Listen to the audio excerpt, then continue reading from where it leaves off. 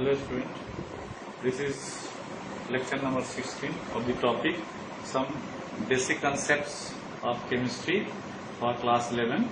This is the continuous part from previous lecture 15. In last segment we have discussed some of the numerical problems regarding the mass relationship of the topic stoichiometric. The following problems are there. Problem is that 1.84 gram mixture of calcium carbonate and magnesium carbonate is strongly heated till further loss of mass takes place. The residual rate is 0.96 gram calculated percentile. First of all, we have already discussed the let the mass of calcium carbonate x gram and the total mass is 1.84 gram, so that the mass of magnesium carbonate is 1.84 gram minus x gram. When calcium carbonate is strongly heated, it decomposes into calcium oxide plus carbon dioxide. And the mass of calcium carbonate is 100 gram and mass of calcium oxide is 56 grams. So, we can say a 100 gram calcium carbonate decomposes to form 56 gram calcium oxide. So that similarly 1 gram calcium carbonate decomposes 56 divided by 100 gram. And if the x gram of calcium carbonate decomposes, it forms 56 by 100 into x. Now, when magnesium carbonate decomposes, formula magnesium carbonate MgCO3, when it undergoes decomposition upon heating, it forms magnesium oxide plus carbon dioxide, and its mass is, atomic mass of magnesium is 24 plus 12 plus 3 into 16, 24 plus 12 plus 48.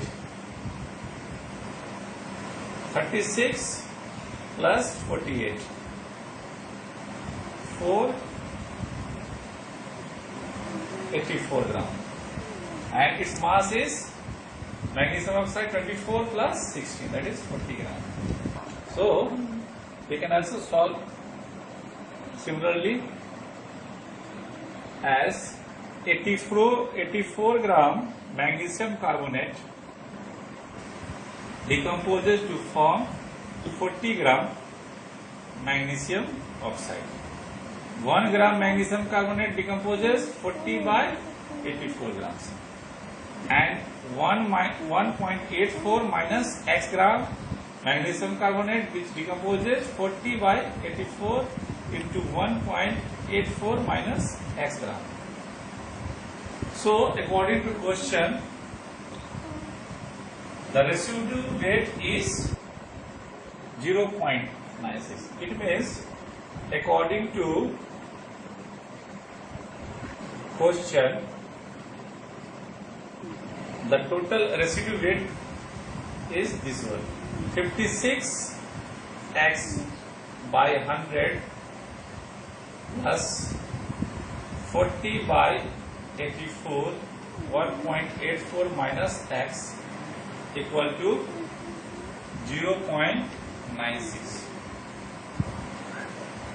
So that 56x upon 100 plus 40 into 1.84 by 84 minus 40x by 84 equal to 0.96. And then upon solving, if we solve this one, then x is 1. So that weight of calcium carbonate, that is x, is equal to 1 gram, and weight of magnesium carbonate is equal to 1.84 minus x, that is 0.84.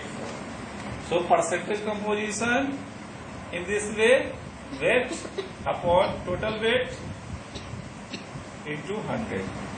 Similarly, this is the percentage composition of calcium carbonate. Similarly, the percentage composition of magnesium carbonate is 0.84 by 1.84 into 100. So, this is the answer. We can solve the percentage composition. Now, we have discussed other topic, limiting reagent.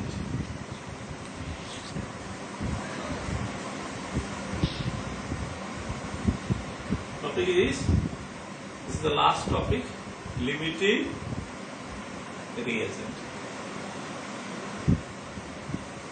Of this chapter, the last topic we have discussed in this chapter, limiting reagent. How can we find a limiting reagent? In a chemical reaction,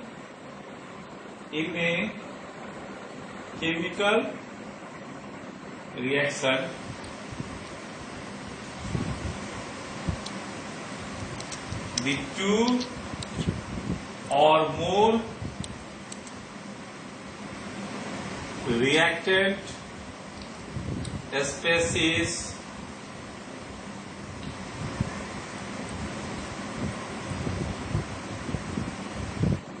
converts into product in which those chemical reactant completely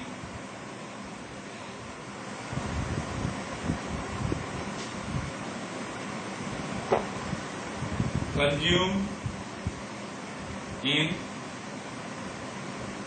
chemical reaction are known as limiting reagent. Now, take us one numerical problems regarding the identify the how can which reactant species which we have as a limiting reagent and other we have as excess reagents, and other reactant species we have as excess reagent. Now let us take one numerical problem for identification of limiting reagents in reactant species.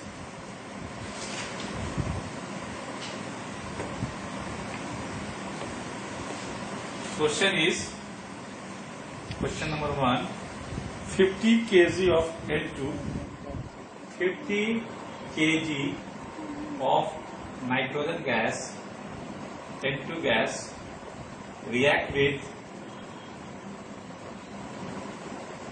10 kg of H2.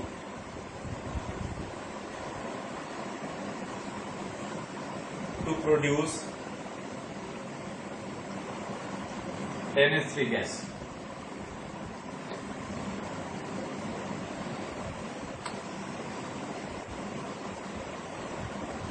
Calculate the NH3. Calculate the NH3 gas in gram and identify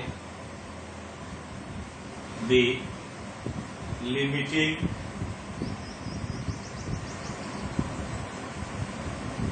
reagent.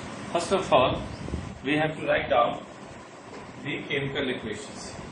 How can ammonia gas form? When nitrogen gas react with hydrogen gas, then it forms ammonia gas.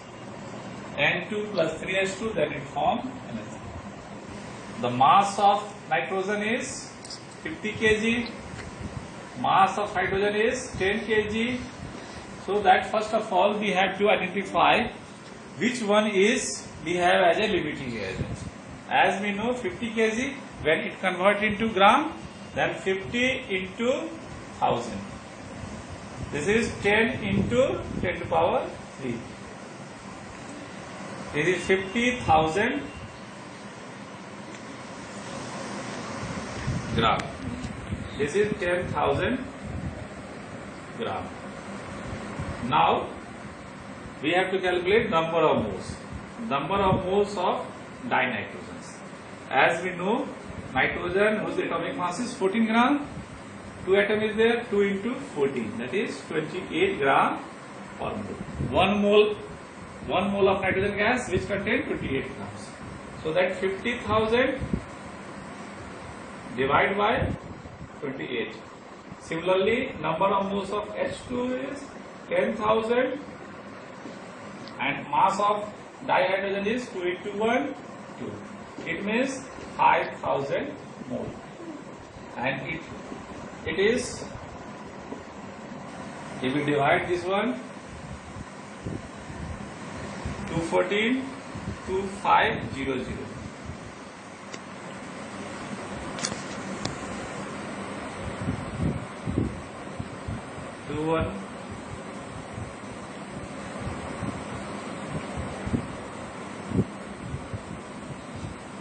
Now its weight is